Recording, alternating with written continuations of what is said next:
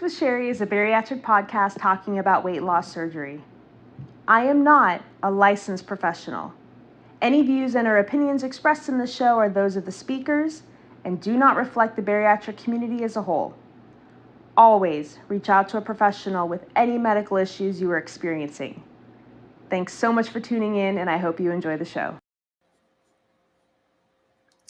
Hello, everyone, and welcome to another episode of Unzipped with Sherry.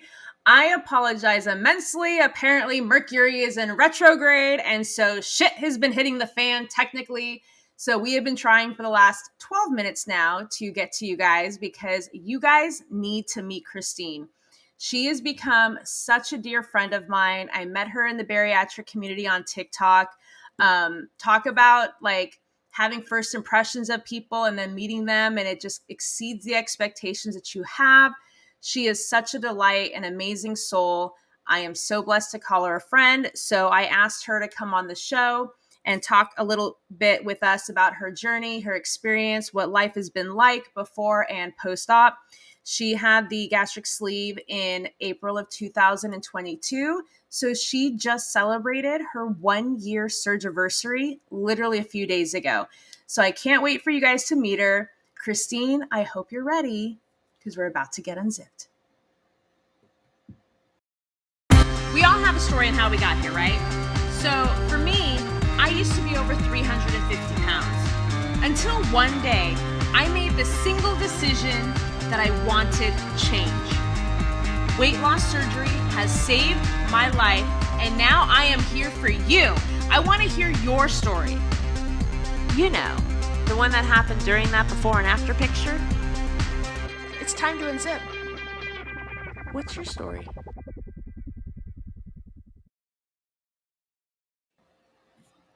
Hello, gorgeous lady. How are you today? Hey, yo, I'm good.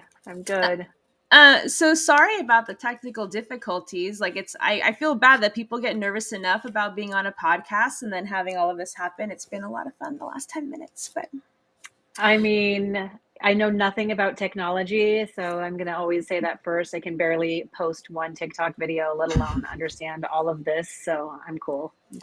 I know I'm one of the most technologically unsavvy people, which is hilarious that I am doing this all myself and just winging it, knowing anything about technology. But anyways, we are moving on. I am very excited to have you here today. So first and foremost, thank you so much for joining my little podcast today. You're welcome. Thanks for having me. Absolutely. Number one, I'm already obsessed with you, and I've told you that. But for people who do not know you, have not met you, and they're just like, who is this gorgeous specimen on the screen right now? I thought we can just take a couple of minutes and kind of give them a little bit about Christine's origin story. Like, what kind of a child were you growing up? Were you always outgoing? Did you deal with obesity as a child? Like, tell us a little bit about yourself growing up.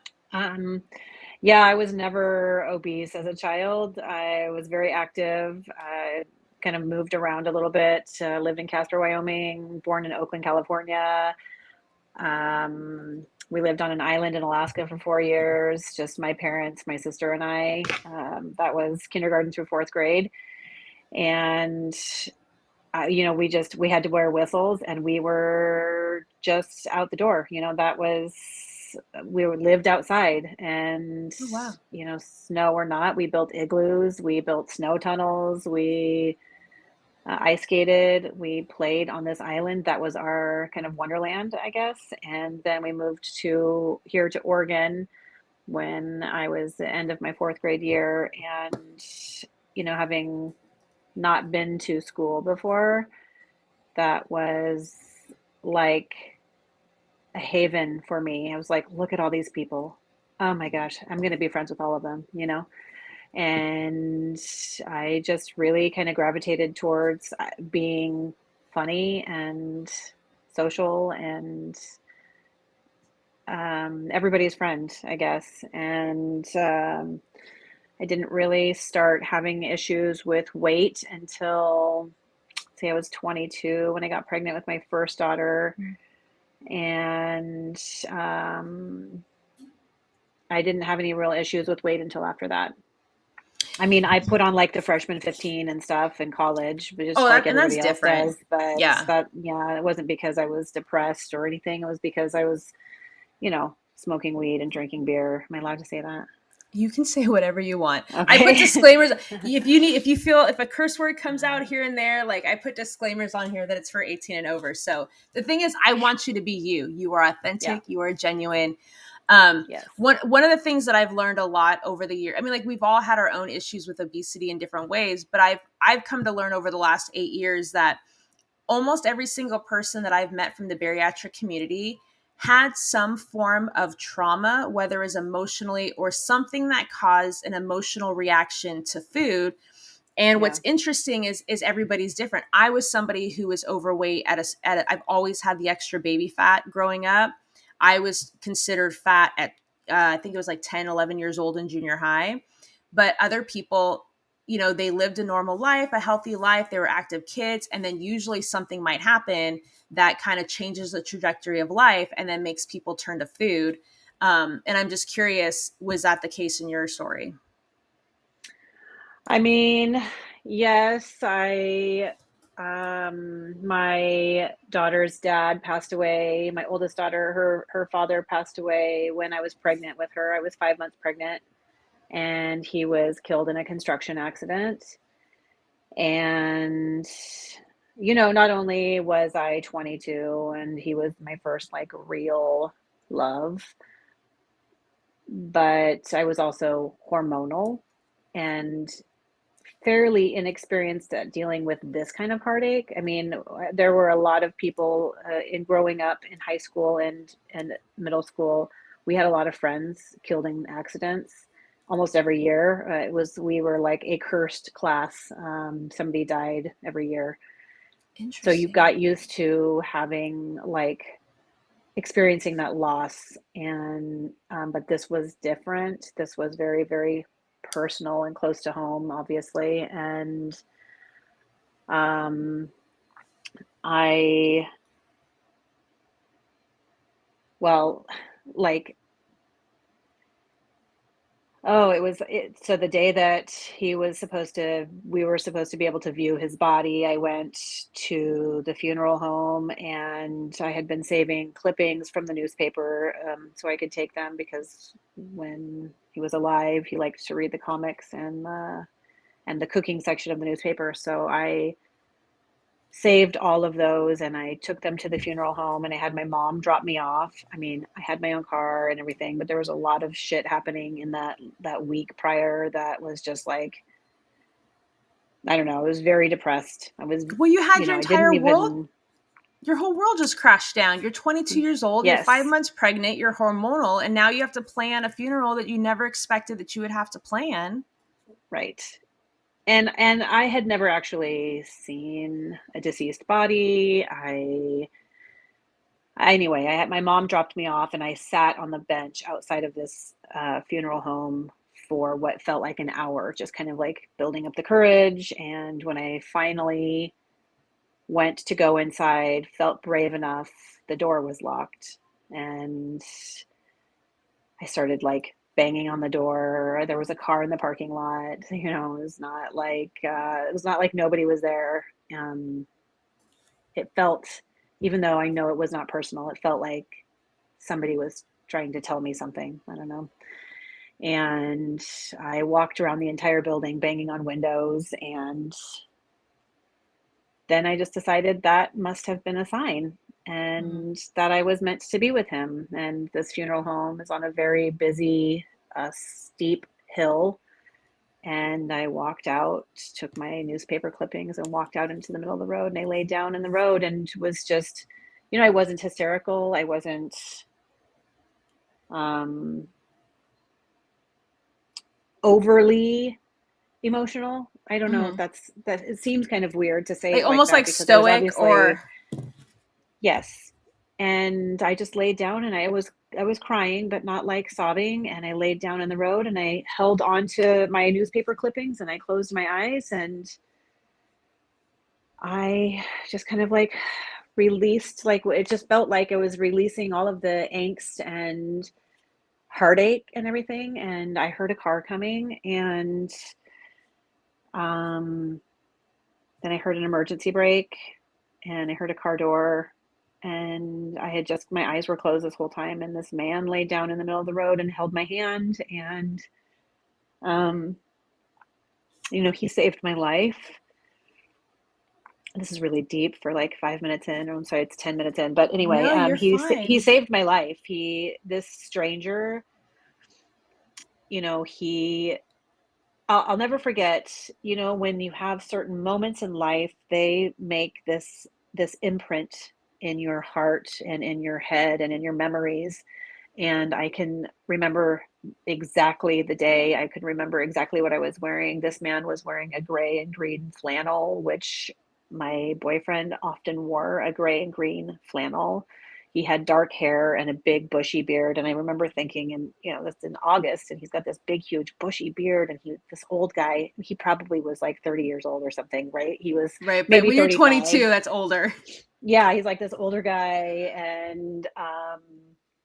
And he just held my hand and he said, when you're ready to leave, we'll leave together. And this guy, I could have been some whacked out weirdo, homeless person, whatever. And obviously, I was right outside of a funeral home. Like, so it Unlikely. was unlikely, but he didn't have to be kind. He could have just stopped the car and called for like a mental welfare check or something. I don't know how you do that, but he could have called somebody else and made it somebody else's problem, but he chose not to, and he chose to save my life instead. And he drove me to my parents' house and we did not even speak.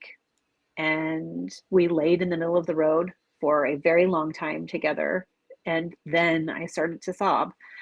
And this stranger like held me laying down in the middle of a busy road, and it changed who I was In that moment. fundamentally.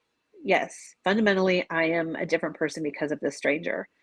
And that doesn't mean I haven't had hardships and haven't experienced additional loss, haven't had struggles, but I certainly look at other people much differently than I ever did before that. And then I think a lot of people do. I'm the first one to give somebody outside of Safeway money who's, with a cardboard sign. I will give them money because I don't know their story. I don't care what other people might assume their story is. I have, bought people's groceries multiple times. It's silly things like that that I don't ask for recognition for because I don't need it. But you just never know when somebody needs something. They're having the worst day of their lives. That was literally one of the worst days of my life. And this guy, he made an impact that here I am. It's 26 years later, and that impact still affects me every day in the way that I respond to people, in the way that I will give the shirt off my back, in the way that I hope to be the savior in somebody else's life. And,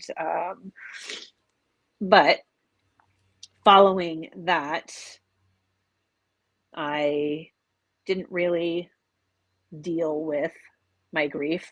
I Mm-hmm. dealt with it topically, I guess, on the surface. And then I had my daughter and I became very, very depressed. And I was very checked out. I popped a lot of prescriptions, not like, I wouldn't say I was a pill popper per se, but I had a C-section. I've had all three of my kids via C-section, and the Percocet or Percodan, I don't even know the names of these Mm-hmm. narcotics, but they were what helped numb me on top of feeling grief for my own situation. I also was, I guess, had postpartum. I've had postpartum with the other two, and it's not grief; it's just postpartum. So I kind Yeah. of recognize that I also was struggling with it then as well.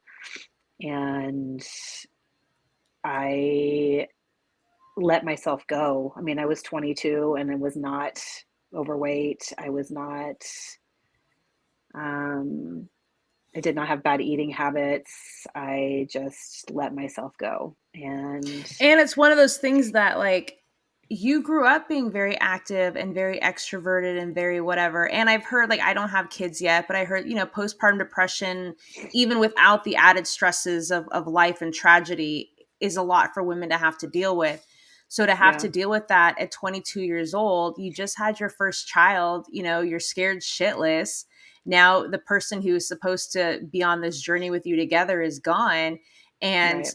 I can totally see how, because obviously, and we'll get into it, years later you've had two more beautiful kids, but I Yeah, can see how on a subconscious level that postpartum comes back with the other kids is almost like this anchored emotional reaction to what happened the first time. Your body remembered like all of the stress that was associated with it and brought it forward to yeah. years later. So after you had your first, were you able, did like the weight come off after that, or did that kind of become a catalyst of like yo-yo I guess a culture? bit. It came off a bit. I did a lot of like Tybo with Billy Blanks Ah, Billy and, Blanks.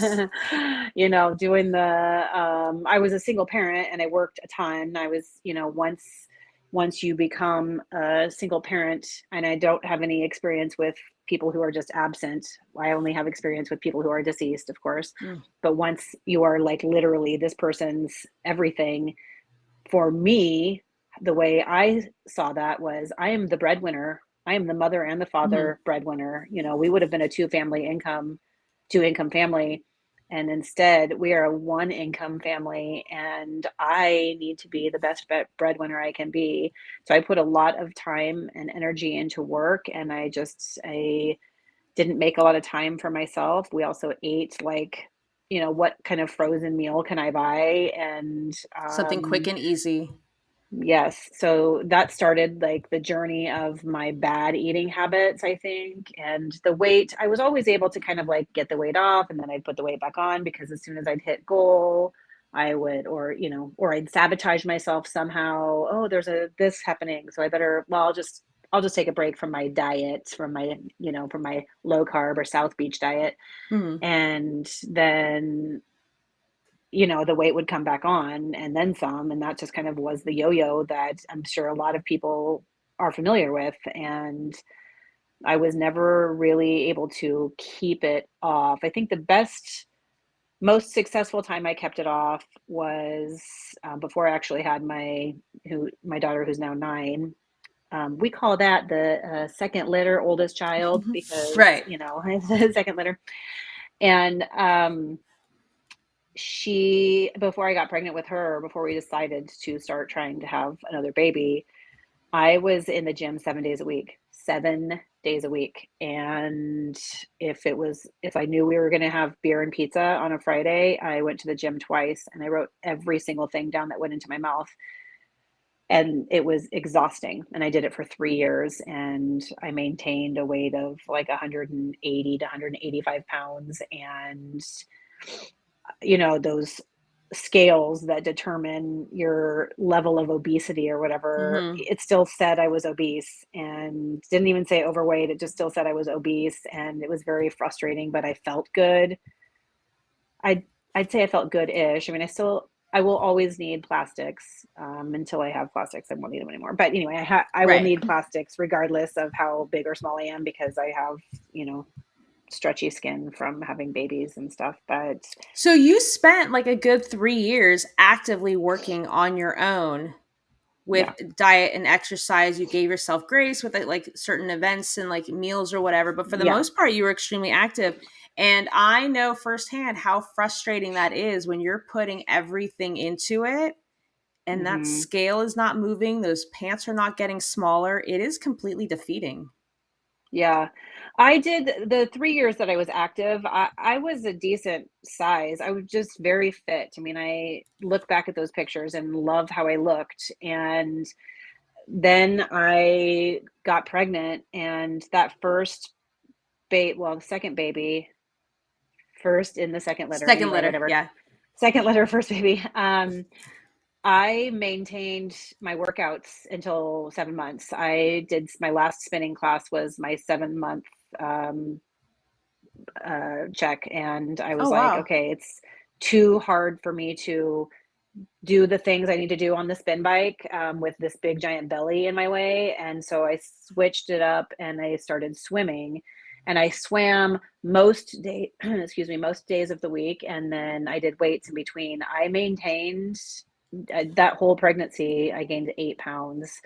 So I maintained weight loss as well as my like physique, I guess. And then I had the baby, and there were a couple things like, I was fearful of constipation, which bariatric patients know all about that. But one of the nurses told me, just eat a fibrous, high fiber diet and don't try and go to the bathroom until you feel like you're going to poop the bed. And I was like, Oh. huh? Oh, all right. And so I did. I drank a lot of water and I, 5 oatmeal and like vegetables only, like oatmeal, protein, whatever. And then I was like, oh my God, okay, I gotta go. Wait, nope, I'm not gonna poop the bed. Okay, I gotta go. Okay, anyway, finally I was like, okay, I'm gonna poop the bed. And in the hospital, like all the glory, and there we go. That was it. But I kept walking. So I would take the baby in the little baby nursery thing and I'd like push her up and down the halls and around the nurse's station. And I just walk, walk, walk, walk, walk. And anytime I was awake, we were walking or nursing, walking or nursing.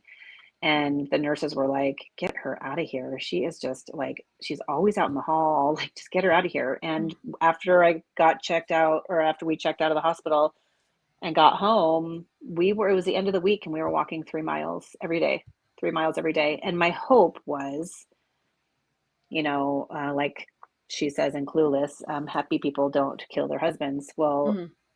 happy people who exercise don't get postpartum depression. That was not the case. And one day I just hit a wall and, you're tired. Mhm. We had 2 kids in our 40s.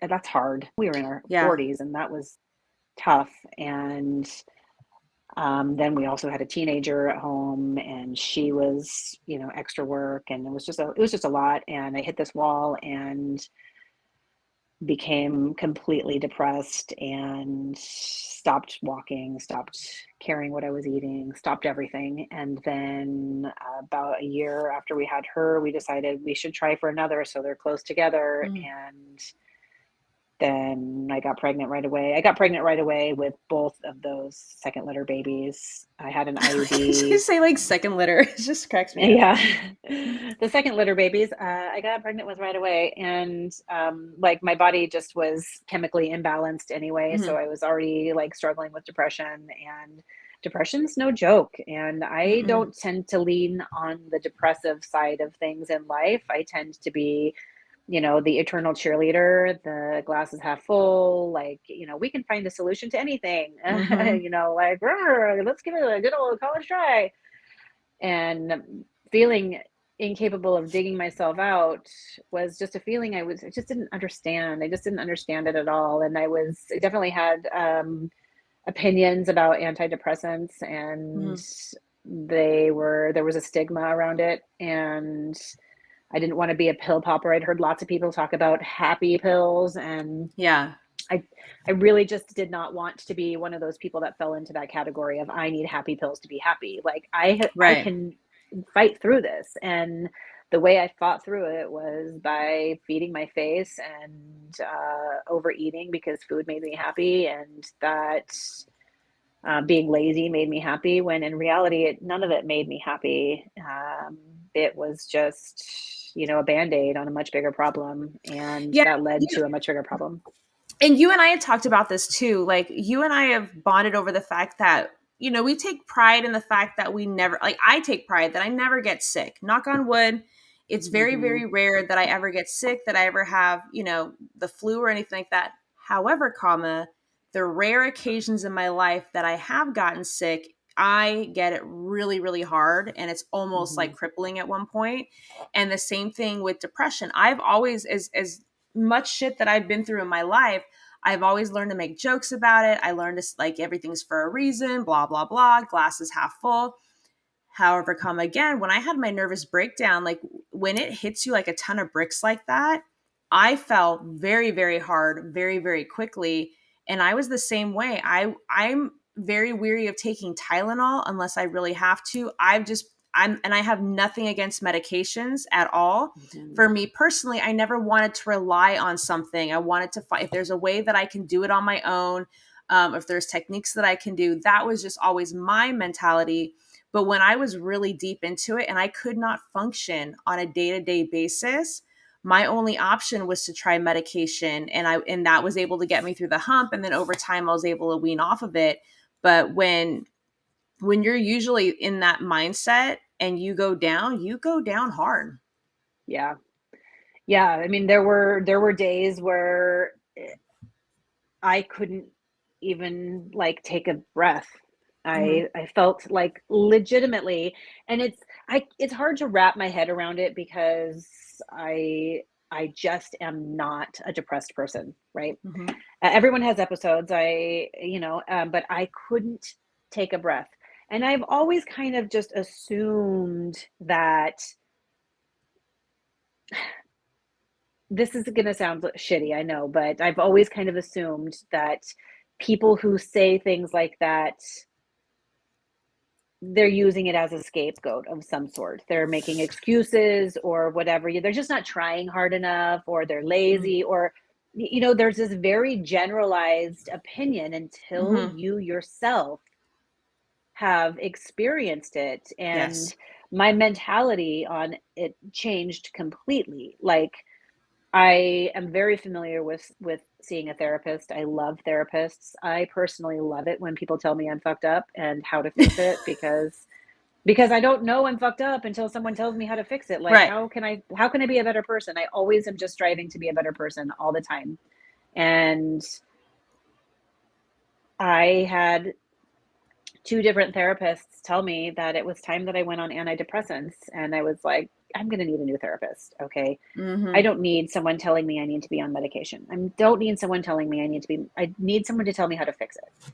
Right. And the second therapist said, yeah, I'm going to suggest that you go on some medication. And I'm like, okay, if two people now are telling me this and they're professionals, maybe it's time I give it a chance. And I used to be a cigarette smoker. Okay. Don't judge me. Ugh, gross. Judge me. I'm not I judging. deserve it. I'm not judging you. Um, I used to be a cigarette smoker, and I tried multiple times to quit smoking on my own. And my doctor suggested I try this antidepressant that was used for appetite suppressant as well as quitting smoking and such. Mhm.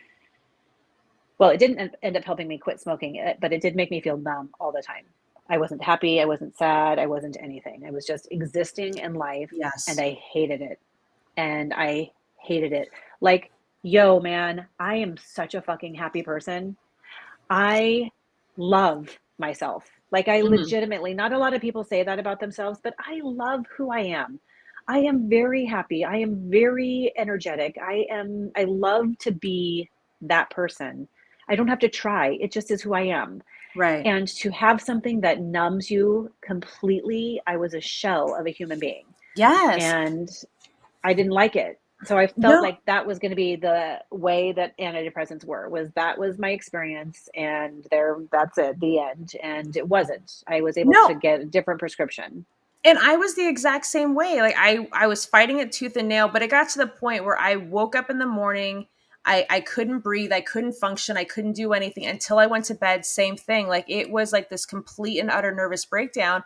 And then they gave me medication, but then they were giving me the wrong ones because Eric said we were out in public and I was 2 seconds away from drooling. I was like literally a walking catatonic zombie. And Hmm. I did not like the idea of just barely functioning and existing. I was the one that even when I was over 350 pounds, I was still overly positive. I was nauseatingly positive all the time. And to Yeah. go from 100 to zero, that's when I started. It was recommended for me to start doing therapy and start talking about the issues. So the combination of the medication at the time and start to work through the issues that you were dealing with that was leading up to this breakdown or this episode, I do think help. But again, my personal thought was help me figure out what I need to do so I don't have to rely on this anymore. Again, Yeah. I do not judge anybody who's on medication. If you need it, Same. do what you need. For me Yes. personally, I did not want to have weight loss surgery. I wanted to do everything on my own. And when I was doing that and I kept hitting a wall every single time, then the weight loss surgery became the only option I had left. And then the same thing with the medication. I tried everything on my own first. And then when I couldn't, I was like, okay, I will rely on the medication, but still, I don't want this to be permanent. Let me know what I need to do to work my innards out or whatever so that I don't have to Yeah. rely on this moving forward. So I completely understand that. So what made you decide a year ago to have weight loss surgery? Well, so after the second child, I like really, I didn't exercise at all. And I kind of did the whole like keto. I mean, I tried every diet. I mean, keto, low carb, South Beach, Atkins, paleo, Whole Mm-hmm. 30. I did them Mm-hmm. all, Did tracking it? food. Did it? And I would like bounce down, bounce back up, bounce down, bounce back up. And I really, really, really wanted to get a tummy tuck. Okay. That was like sort of the catalyst for me is that I knew we were done having children. I wanted to get a tummy tuck, but I did not want to get for lack of a better term, a fat girl tummy tuck, where the rest of my body was going to be still obese, but I'd have a nice flat stomach. And Right. that works great for some people. I mean, some people just, so there's some plus size women out Gorgeous. there. Oh, yeah. I mean, I would switch teams. And I mean, they might Ooh, be part of my team. I don't know. I would switch teams for a lot of women who are plus size.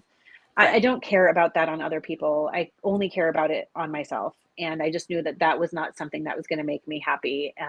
And so I really started buckling down, trying to lose the weight so that I could have a non plus size tummy tuck. Right. And nothing was working. Even my good old tried and true low carb stuff wasn't working. I wasn't even dropping 1 pound. So I went to the doctor and asked firstly if I could get put on a weight loss pill. And they said no. They said, Oh, we do not believe in those. They do not work. Long term success rates show they do not work. interesting. And I was like, come on, man, I don't need long term success rates. I just need like, a jump Right. start. I just need jumper Yeah. cables here to like get myself going. Just rev the engine. That's all I And need. yeah. And she said, I just, unfortunately, your weight has gone up and down over the years. They just don't feel like this is only going to be a band-aid on the bigger problem. We need to work on a bigger problem, a bigger solution.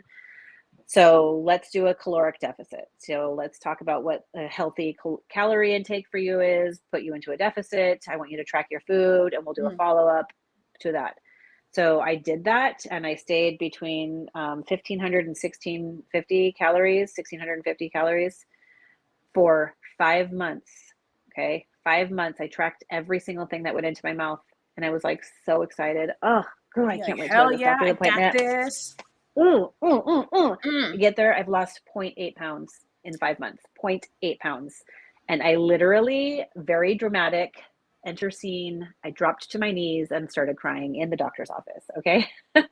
Like a dramatic movie.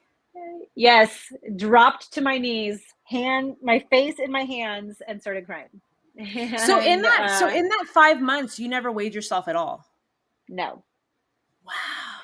because I weighed myself at the doctor's office and I was very fearful that I would have this whole like, well, my scale, it must be 5 pounds heavier than the doctor's office or, Right. whatever. I just didn't want that. I trusted the process. I did what she told me to do. I was weighing things. I was measuring things. I was entering it into my fitness pal.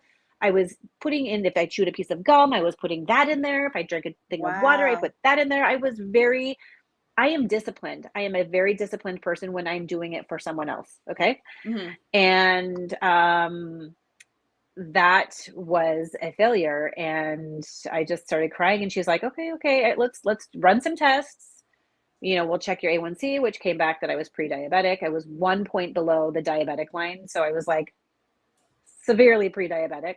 Hmm. I am in menopause. So Fun. she alleges that that was the main probably culprit is that my hormones were changing.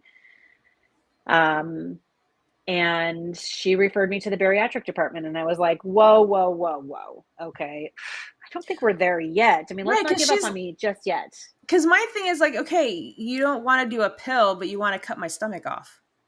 I And figured. she said, don't worry. I'm not saying you need to have surgery, but they are the weight loss specialists. Okay, just They're the talking to ones them. that will be able to help you. So I had a couple visits and found out that I am a candidate for the vertical sleeve gastrectomy. However, I was one BMI point too low for my insurance to cover it. What? Yeah. His recommendation was that I put on a few pounds. See, I hate that there are people out there who will purposely gain weight just so they can have. I understand why they're doing it, but I feel like that's Sure. so much more damaging. It's very fucked up, and it is the epitome of what is wrong with one of the many things that is wrong with American healthcare.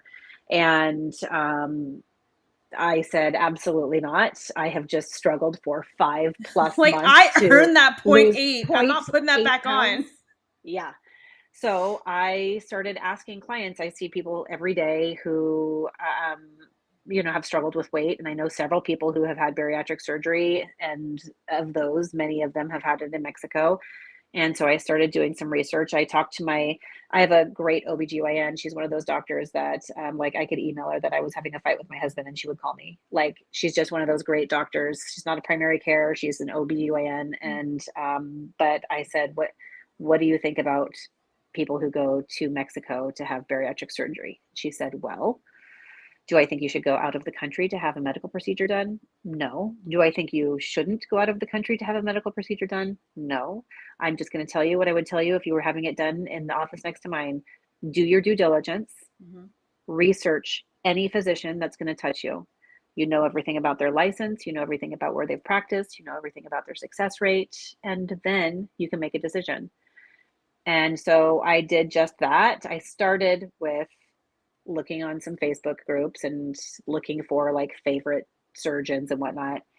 And then I started Googling and looking at licenses, and I ended up going with Go Light Bariatrics, Dr. Zavalza, and it was a fantastic experience. I would have done it 10 times over. I went by myself and have zero regrets about that. It was the best decision ever.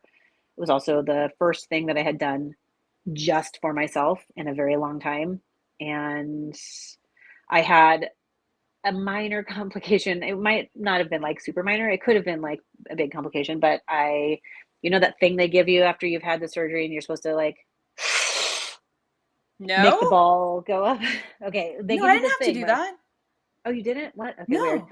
No. They give you this thing and you're supposed to like expand your lungs. Oh, It it's for your expands your lungs though, lungs. right? I think my uncle Yeah. who had pneumonia had to do it or something like that.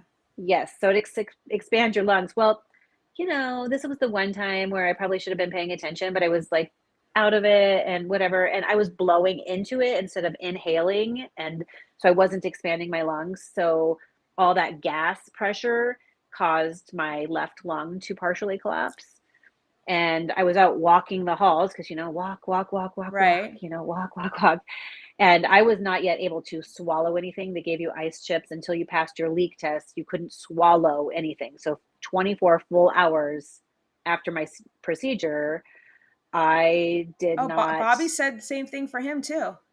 yes, I did not swallow anything. And so I'm walking and the nurse comes up to me and says, "You're hot." And I'm like, "Ah, you should see me when I look good." Like Thank I was you. like, "Oh, you should see me with my hairbrush," that kind of thing.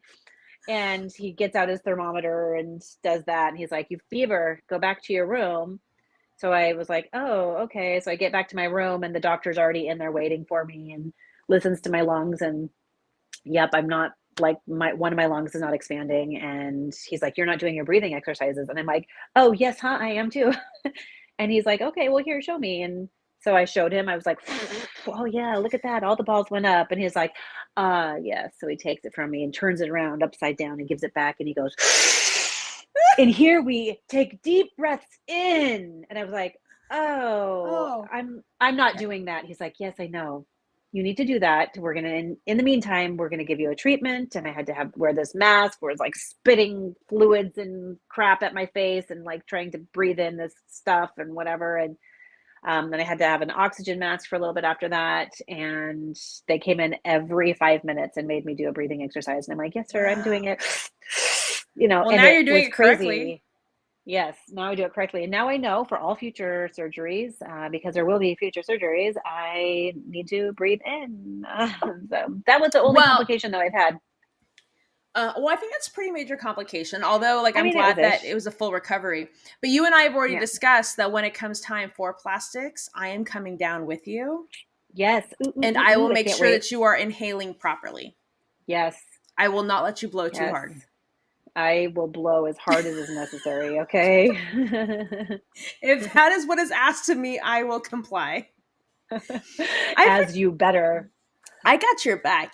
So I'm just curious for you because everybody's different. Well, actually, question one: does it feel like it's been a year already for you? No. It feels almost like it has been a decade Mm-hmm. and a month all at the same time. It's crazy that a year has passed because I feel like this is who I've always been. But it it seems like it was so easy. Mm-hmm. And I don't mean it was the easy way out. I don't mean that. I mean there were struggles along the way, but those struggles were such a small part of it in the whole grand scheme of things that now I No. have these routines and things that I do on a regular basis that Yeah. just seems like I've always done them. But I think I get what you mean by easy because there was nothing about the surgery that was quote unquote easy. However, Right. when you do the whole 30 or you do these other programs and you are following everything to a T and it's not working, that's what causes all of this frustration. So it wasn't a matter of Yeah. not putting the work in. So for me, Right. when it came to the post-op surgery, I followed everything to a T, just like I did everything else, but it felt easy in the sense that it was working. I was putting the work in and I was getting the results at the Right. same time. Yeah. That's what I understand, like what you mean to be by Yeah. easy. Yeah. Like I'm no stranger to hard work. I'm no stranger to No. routine. I can't read any of those comments. I don't know what's happening over there. And just in Oh, case there's Bobby something I had need to know said dibs. I don't know if he meant dibs on. Actually, I don't want to make on assumptions. blowing or That's something. what Oh, my first thought was, but I was like, that I don't sounds want to about put like that out Bobby. there. Um, KP yeah. says hi, ladies. Christian Hey. Ashley says hi, ladies. Hi. Yeah, I think that like I'm just no stranger to hard work or following directions. I am perfectly capable of following directions that are like, this is, you can't eat this. Okay, I won't Hmm. eat that. And fortunately, I don't have anything like that in my life now. A lot of people will come onto my TikTok lives and which I'm constantly cooking something. Okay, this is a newfound love of mine since I had this surgery because protein is my number one goal in my diet every day. I have tried to start making foods that I love to eat better for me and more protein laden or no, heavy, whatever. Protein rich. And yeah, protein rich. And so I spend a lot of my free time cooking and coming up with new recipes and, this and that. And I've had a lot of people say, oh no, I'm on the stall. I haven't lost any weight for, 3 weeks. And it's like, stop weighing yourself. Like, Hmm. dude, stop it. Just and people, I hear people say all the time, I can't do that. Yes, you can. You're choosing not to. You can There's a do so many difference. things. Yes, there is You a can difference. do You all kinds of can. hard things. You just Yeah. don't want to. There's a difference. And what you're doing to yourself is focusing only on the scale, and that is one minor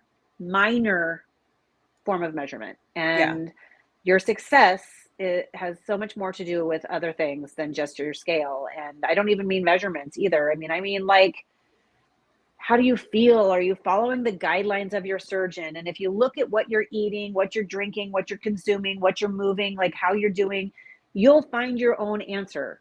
If you Hmm. really look at what you're doing, you'll see, oh man, but I'm in soft foods and I'm eating mashed potatoes for every single meal. I don't understand why I'm not like, you'll see, you'll Right. see the answer. Like, you don't need me to tell you what to eat because you should eat whatever you want to eat. But if what you want is success, then maybe what you're eating is not going to be resulting in success. So you need to choose whatever it is. Right. Your success doesn't matter to me. You just being a good human matters to me, but your success in the weight loss journey doesn't matter to me. My Right. success matters to me. So, that is, that's kind of a tough one. I'm always telling people, put away the scale, Yes. put it away. Like, look at the things you're doing. Are you eating your I'm protein first? I'm impressed you went 5 months without touching it once. Like I would have Yeah. definitely obsessed for it. Kristen had said for me the whole process has been about choosing her hard.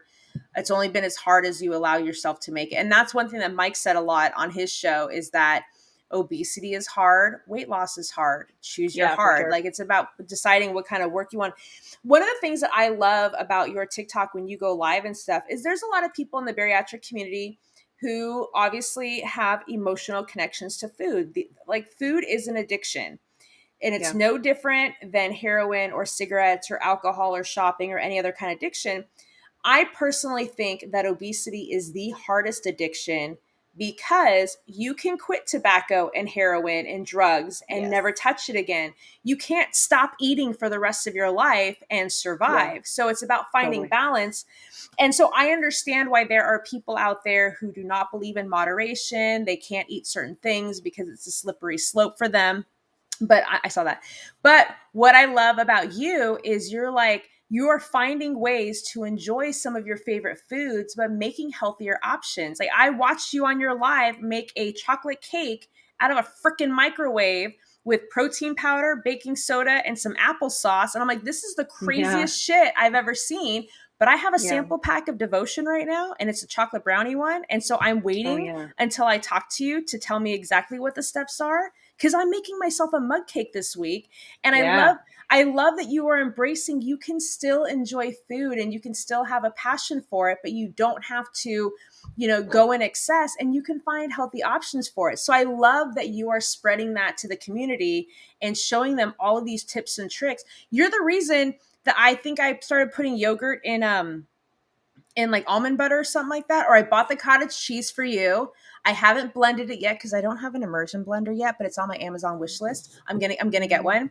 But like I have been finding myself looking at your videos and like taking notes on like things that I can try because I'm so tired of the same monotony day in and day out. Like you Yeah. provide variety and I love that.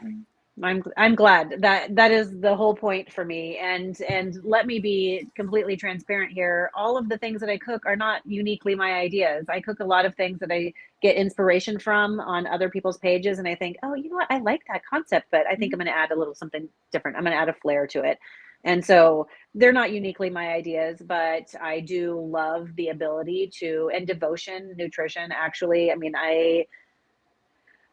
congratulations to anyone who ever gets sponsored by someone, by the way. I'm not sponsored by anybody. I don't judge people who are sponsored, but I have used a lot of protein powders, and that's the only one I've ever successfully been able to bake with. Now, that doesn't mean I've used every protein powder, and that doesn't mean that there aren't others out there that are Right. equally as good. But boy, there's something fantastic about that protein powder in that it's bakeable, Yes. and being able to make things like bagels and biscuits and waffles and muffins and cakes. It makes the little inner fat kid in me super Mhm. happy and Yes. makes me feel like I don't have to miss out. I don't have to miss out. I don't have to replace, you know, doing keto and stuff. You learn very quickly, like, oh, let's just add some cream cheese and heavy whipping cream to it Right. and blah, blah, blah, and then next thing you know, it's and fake sugar. And here you go, you got this cheesecake. That Right. becomes what you're substituting for every event, for your birthday, for your, Mm-hmm. party celebrations, is like all this fat and cream cheese and stuff. And that's not for your cholesterol for a lot of reasons, your gallbladder. That's just not necessarily the right solution. And Devotion has really changed that for me. And no, I have always loved cottage cheese and used cottage cheese in a plethora of ways, but I never blended it before until I No, saw that's crazy. Sam do it. And actually, I blended it before I saw Sam do it, but never like a whole carton of it. I was Right. making ranch dip before I saw her do it. But There's some like protein coffees. I've been drinking protein coffee purely straight. That's how I've been drinking protein coffee for 8 years because I had gestational diabetes, and a Mhm. nutritionist told me this is how you need to drink your coffee. No longer can you go to Interesting. Dutch Bros and have a 2,000 calorie mocha I know frappe this. milkshake. They have a Dutch Brothers right down the street here. I never knew what it was until my sister in law came to visit, and she totally geeked out. But Bobby brings up a good point that it's not about what you eat; it's why you are eating. So I think that's a good segue. So For sure. now that you are a year out, what have you done to kind of like change your overall relationship to food? Well, I pack a cooler with me everywhere. I don't know. Here's my cooler. I eat for nutrition. I know the difference between like I do don't get me wrong. Sometimes I eat for just the sheer fucking joy of eating, okay? Right. I'm a firm believer that there's a time to feed your body and there's a time to feed your soul. And when you are in a diet, quote unquote, on a diet, you remove feeding your soul completely. And then when you do feed your soul, you feel like you failed. Hmm. For me, I feed my soul when my soul needs feeding. But the rest of the time, I feed my body by starting with my protein. And I measure every single thing out, every single thing, with the exception, okay, of when I'm cooking on lives. If I'm cooking, I'll be like, oh, I'm going to eat some of this. Oh, yeah, this is good. It could use a little bit more of this. And then I'll add something else. And that can add up very quickly to being a whole meal for somebody Right. who's had 80% of their stomach removed. But I definitely find myself protein first, and I still incorporate vegetables because, man, the bariatric constipation is a real deal, and I do a lot of Benefiber and Hmm. stool softeners and stuff like that because I can't always hit my protein goals if Right. I'm focusing on vegetables. No, And I can tell you, it is so. And Bobby mentioned adding fiber. I wrote an entire chapter in my book about a single constipation story that was life changing and almost completely destroyed my inner spirit in life or whatever. Like, it's seriously no joke. And I found out afterwards that it was because I think I had changed like a calcium vitamin. I changed a different brand, and the calcium I was taking didn't have magnesium in it, I guess. And you need like both of them together. So yeah, I don't fuck around. When it comes to fiber now, I take fiber gummies every single day. I have taken it for the mhm. last 8 years.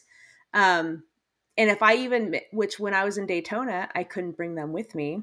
So Oh, then, like, Bobby had the best poop powder. Oh, I Bobby's poop found out powder. after we all got Mm, home that Bobby mm. had shit that would have helped me shit, basically. Yeah, Bobby had the best poop powder ever.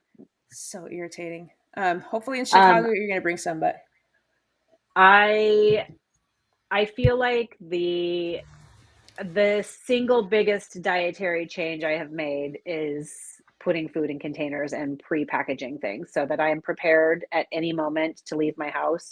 My cooler is always geared up and ready to go, and I take that with me everywhere.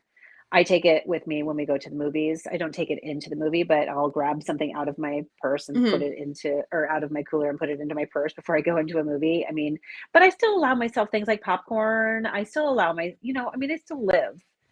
And I am in maintenance now. I kind of hover between 162 and 167 pounds, and that is still considered technically overweight, and I don't care. I mhm. am happy with it. I if I lose more weight, it's not because I'm trying. Right. But I am going to continuously try to live this lifestyle. And some days I eat fewer calories. I don't track anything. I'm not one of those people because I spent so much time doing it and it not being a successful form of accountability. I mean, I guess it wasn't a successful, no, wait, a successful form of accountability, but it was a lot of work. And then the days that I didn't do it, I felt like shit about it. Yeah. Like, oh, I'm a failure. I just don't need one more way to make myself feel bad. I've done that Right. for years, all on my own. I just want to be able to live, but I need to be able to live in a way that is sustainable for this new tool that I have so I can continue to use it. My doctor did tell me if you're ever out and about and you can't weigh your food, don't eat more food than is the size of your palm. For protein, right? And Or total. no, for full size belly people, this would be your size of protein. But for a amputated belly, this is how much food you can put in there at the most. And so he said, like, immediately shape your plate to have Mm-hmm. that much food, and everything else is going to go away, and slowly eat your food. And if you can't eat all of that palm size amount, then don't eat all the palm size amount, but Right. this is the maximum amount of food I can have. And I've used that tool multiple times, and you know, I eat a lot more, I think, than a lot of people. I've heard a lot of people say, "Oh gosh, you eat so much. I could never eat that much." Well, I mean, whatever. That's fine. But as a general rule, and I think it's the like, I eat 6 ounces, especially when I'm cooking and people are on lives and they're like, "I can't believe you're still eating. Like, you're still Mm-hmm. eating," because I could put food back. But Yeah, but I number still have one, the who restriction.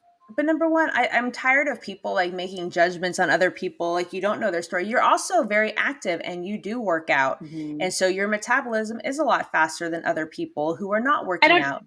Yeah, I don't think that that's someone judging me necessarily. I think it's just like, legitimately, they are incapable of putting that Right. much food in their stomach, and that, I think, makes them go, "Oh, my stomach must be smaller than hers," or Right. I think that I don't feel judged when people say things like Okay. that. I was ready to throw I'm down not. for you. No, no, don't throw down on my behalf. Okay. I don't feel like anyone who says I should or shouldn't drink this kind of water, I should or shouldn't eat this much food. I don't feel like any of those people are personally attacking me. That's their advice, and Right. if people want to listen to it, great. If people don't, then great. That's fine with me. I don't care. None of No, it I agree. personally affects me in my life. So I eat the amount of food that I feel is right for me, and I have proven over and over that it's working, and that's all that matters. And if I do my once a month weigh in and find that I am up a couple pounds, like I am right now, currently up a couple pounds, I'm not bothered by it. I'm not bothered by Yeah, it. your I body mean, it's language just totally like, concurred with what came out of your mouth right now. I mean, like, I'm bothered by it because I haven't gone to the gym, and today is Right. 11 days that I haven't gone to the gym, almost 2 weeks, and I'm going tonight. That's why I'm wearing this particular outfit, because I got my runners on. I'm going to go run and Yes. lift some weights, and I did my MOBA squats and crap this morning, and my legs were jello for many, many, many minutes afterwards. Thank you very much. You are so welcome.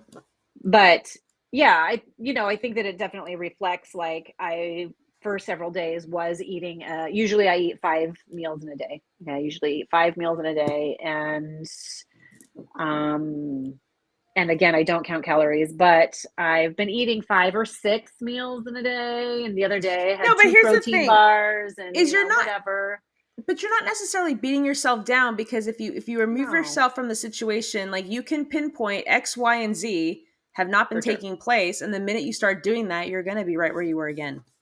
Well, and I do my monthly weigh-in, and I have Mhm. accountability for it, and like, oh, okay, well, it's time to course correct. Mhm. I'm not trying to lose the pounds I've gained. I'm just trying to stay on the right course. Right. And so now it's time to course correct. I don't feel like that makes me a failure. I don't feel like Nope. I know less than someone else, or, oh no, my tool is rejecting me. No, it's decisions that I made, Mhm. and I don't feel bad about them or guilty for them. I kind of beat myself up like, come on, Christine, you knew better than Like, that, you knew what to do. but Yeah. yeah. So I'm getting back on the course today, and that's going to be totally fine. And in a couple weeks, I'll notice a difference, or I probably won't physically notice a difference, but the next time I weigh, I will. And And you'll I know that I can drop more weight if I tried to, but I don't have the desire to try. But once I get closer to plastics, I likely will. So like November, December, I will probably like be very restrictive in my foods. No, and I don't know. And Like, I'm one of those. I get very focused if I have something very specific to focus on. Like, if I know that there's like an end date or some kind of a goal, then I will be mhm, razor sharp focused, and nothing is going to stop me from it. So I can see you being the same right. way. But I can't. Oh, I just put my hair in the wrong direction. Oh, look at that. Oh, snap. Um, we've already hit an hour already. Does it feel like an hour to you? No, it doesn't feel like a year or an hour. Oh God, I hope it didn't feel like a year for you. Jesus Christ. I meant like it didn't feel like a year for my belly surgery, and it Okay. doesn't feel Oh, like fair an enough. hour of chit chatting. So before we go, one of the things I want to ask you that I ask everybody, and I love it because everybody's answer is so differently. If somebody's watching this right now and they're on the fence about having weight loss surgery, they just opened their eyes and they just had the surgery, or they're in the early stages, like, Yeah. besides inhale and not exhale with the little blow Mm-hmm. machine, what Yeah. advice would you give somebody who is just starting their journey? Oh boy. Invest in some 4 ounce containers. Buy yourself a good cooler and follow your surgeon's recommendations. Do not transition to a new stage of food early because you feel like it, because you really miss chewing. Do the things that your surgeon tells you to do, because even though your surgeon's not my surgeon, they have a reason for telling you to do certain things and a method to their madness. And God, put away the scale, for the love of God, put away the scale. Yeah, those 4 ounce containers, I tell you what, they're Did she? but containers, baby food containers are the best. That's And actually really good advice. yeah, I mean, they're 4 ounce containers. And so you can pack anything. And it might not satiate you. 4 ounces is not a lot of food, but it's enough to make you not feel empty. Mm-hmm. And then it'll get you through to the next meal. So if you're eating a 4 ounce container every 2 or 3 hours, then you're getting enough food, enough nutrition, especially if it's Yeah. heavy on the protein. So 4 ounce containers they're like my number one advice to people. And then put away the scale. Drink your Put water. away the scale and put away this little Yeah. hair that's sticking on top of my head right now. Well, again, Christine, I seriously cannot thank you enough. I've already told you, ever since I have met you, I have become absolutely obsessed with you. And you're one of my favorite people. Oh, Don't thanks, tell the other people Sherry. though. Stop. Don't tell the other people you said that to. Don't tell the I other won't people tell that I anyone. said publicly that you're one of my favorites. Um, so on that note, for those who want to follow Christine on TikTok, she put her TikTok handle on here. It's Sleeved Christine. She goes live just about every single day where she's always cooking. She'll give you tips and tricks on what she likes making. Everything is going to be protein rich. She has a lot of amazing content. And if you follow her and you send her a message and ask questions, I'm sure she'd be more than happy to respond to you. I'm going to Yes. assume that Christine would be willing to come back again in the future and talk to me. Anytime. Anytime. Maybe next time I can take an edible first. I mean, that's always a good sign If, for me. if you would prefer to do that, I would be 100% on board. Okay, perfect. Maybe I'll consider licking one right before the show. I'll let you lick me after I eat one. And Okay, done. then we'll both be happy. Done. I have an idea for the next show already. This is gonna be amazing. You're welcome. And I can't wait. I'm gonna see you in a month. I'm so fucking excited. Me too. So for those of you watching, thank you guys again so much. On next week's episode, we're going to be talking with Chandra. And if you guys ever have questions, if you want to be a guest on the show, you can send me a message to info@sherryarcuria.com, or you can find me on the website, sherryarcuria.com. And until then, we will see you guys next week.